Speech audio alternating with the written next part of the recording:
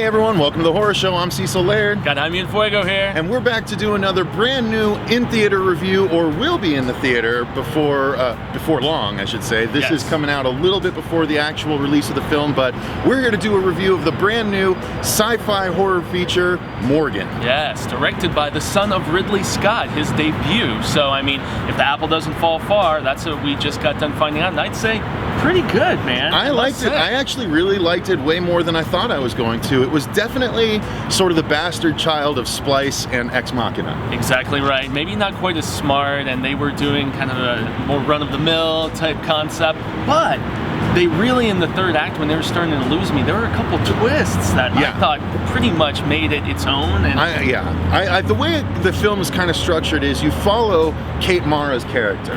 She shows up as a sort of risk management liaison from the corporation that's funding this experiment, which is the creation of this artificial life form codenamed Morgan, which the people at the installation have been raising Morgan for 5 years. So when Kate Mara arrives, they're all very personal and attached to Morgan, and Kate Mara's job is to sort of stay detached and assess the situation.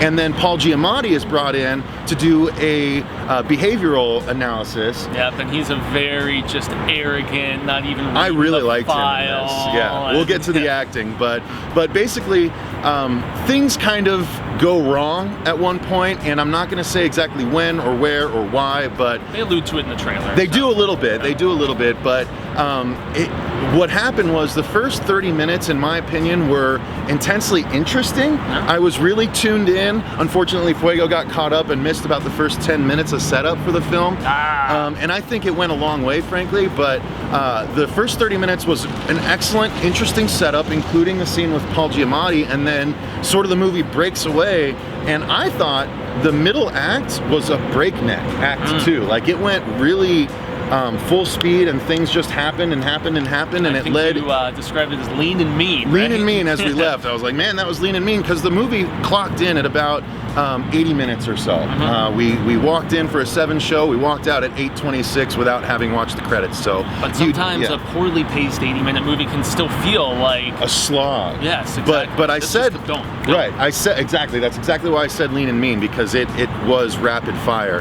Now, we can't really divulge too much more about the story without spoiling it. So let's hit the acting. Yes. I was a big fan of Kate Mara. I gotta say, I hated Fantastic Four, so Ditto. She did absolutely no favors for me in that movie. I know I've seen her in other stuff that I've liked, but I thought she really shined in this. Like, it was really cool. It was almost the Terminator. Like, it was really interesting. Despite being an emotionless badass, I mean, it was an interesting just interplay between her and Morgan, because they kind of had a lot of similarities, didn't they? They did. Oh man, and that was, I mean, it was really cool, because you know, they were the two sort of emotionless characters, or one was emotionless clearly, and the other was a bit more guarded about it, and that was really interesting. The Paul Giamatti scene really broke down what was going on in Morgan's head, and it sort of laid the groundwork for what happened in the rest of the film. I felt like that interaction was the spark that pretty much turned the course of the movie. Absolutely. And also, back to the acting with Mara, I thought that she was a cool counterbalance to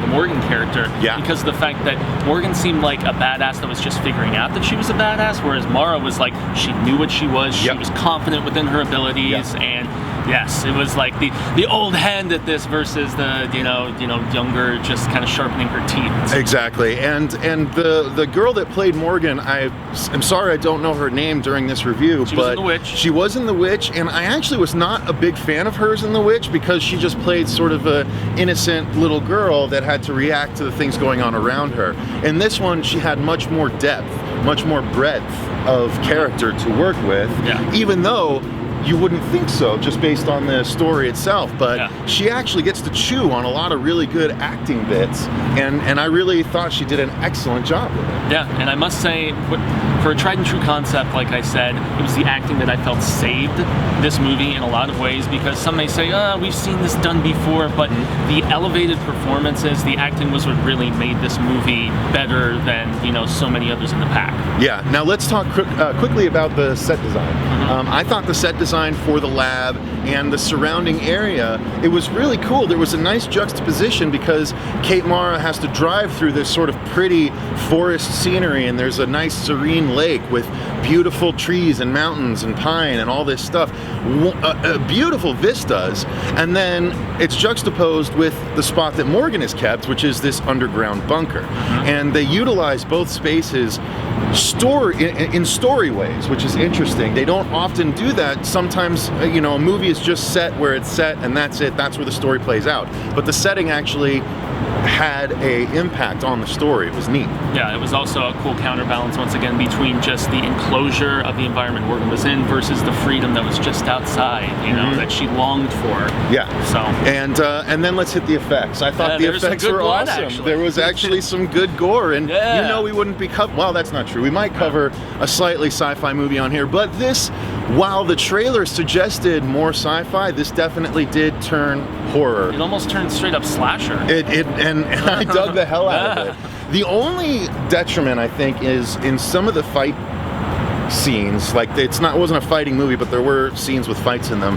The action was a little quick paced and not shaky cam. It was just it was cut so rapidly that it was tough to follow at times. But I think they did what they did because they needed to make those quick cuts in order to make the blows look like they have the right impact, because you have two kind of small women going at it. Beating the crap out of each other. And you really need to get across the force of the impact. So I think the editing had to do with that. It also kept that brisk pace going that we mentioned. True.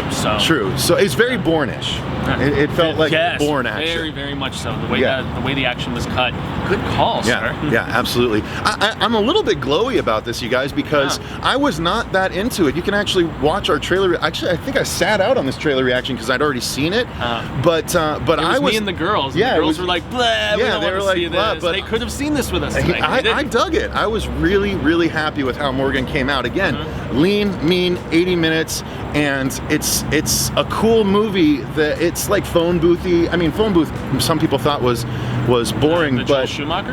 Yeah, the one with Colin Farrell. Yeah, but I thought, again, that was a lean, mean, 80-minute movie. True. And this is of that ilk, but more in our genre. Yeah, and I have to say, anytime they started to lose me and I was like, oh, this is getting back to the drudges of stuff I've seen before, something would happen, especially in the third act, where I'm just like, okay, this is good. Subverting expectations was the name of the game. Yes, I thought that was really cool. So yeah, as a whole, I think a dual recommendation. Absolutely. Right? Go check out Morgan, you guys. You know, you definitely won't be disappointed if you pay to go see it in the theater. You don't necessarily have to. It doesn't need the big screen treatment, but it helps. Like I said, you're not going to be disappointed if you decide to go that route. Either way, make sure you make time to go see Morgan. Indeed. So we stand corrected, and we urge all of you guys to see it, as Cecil just said. So absolutely. Gracias. We love nights like this where we're surprised. So thanks very much for watching. I've been Cecil Laird. Gracias. I've been Jaime Fuego. And until next time, remember, stay scared.